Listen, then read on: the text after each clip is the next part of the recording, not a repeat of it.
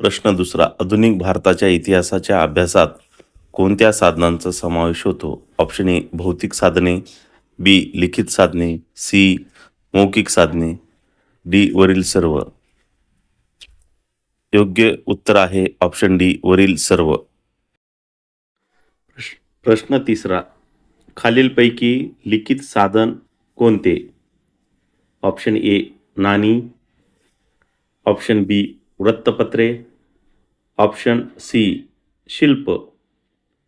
योग्य उत्तर आहे ऑप्शन बी वृत्तपत्रे.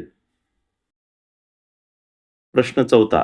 मौखिक साधनामध्ये कोणत्या गोष्टींचा समावेश होतो? ए ओव्या, बी लोकगीते, सी पोवाडे, डी वरील सर्व. तर उत्तर आहे ऑप्शन डी वरील सर्व. प्रश्न पाचवा.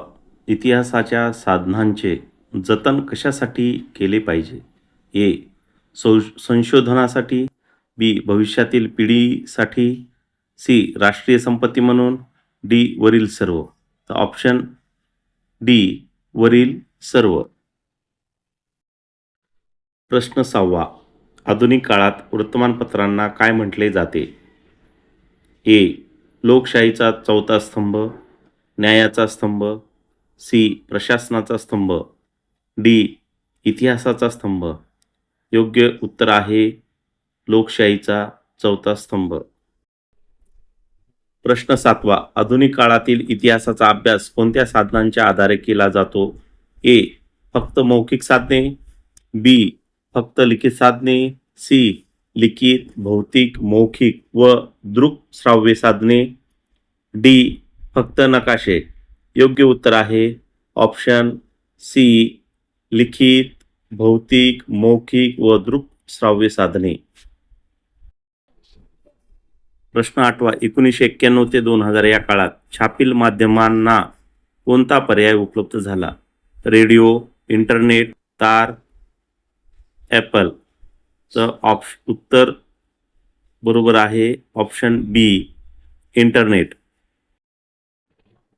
प्रश्न नववा. ऐतिहासिक दस्तऐवज जतन केले जातात त्या ठिकाणाला काय म्हणतात?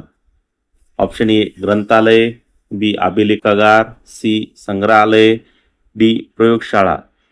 तर योग्य उत्तर आहे ऑप्शन बी अभिलेखागार. प्रश्न 10वा. आधुनिक भारताच्या इतिहास लेखनासाठी महत्त्वाचे स्रोत कोणते? फक्त वर्तमानपत्रे, ऑप्शन बी PTIचा मजकूर, सी फक्त नाणी, डी फक्त शिलालेख. तर ऑप्शन बी PTIचा मजकूर.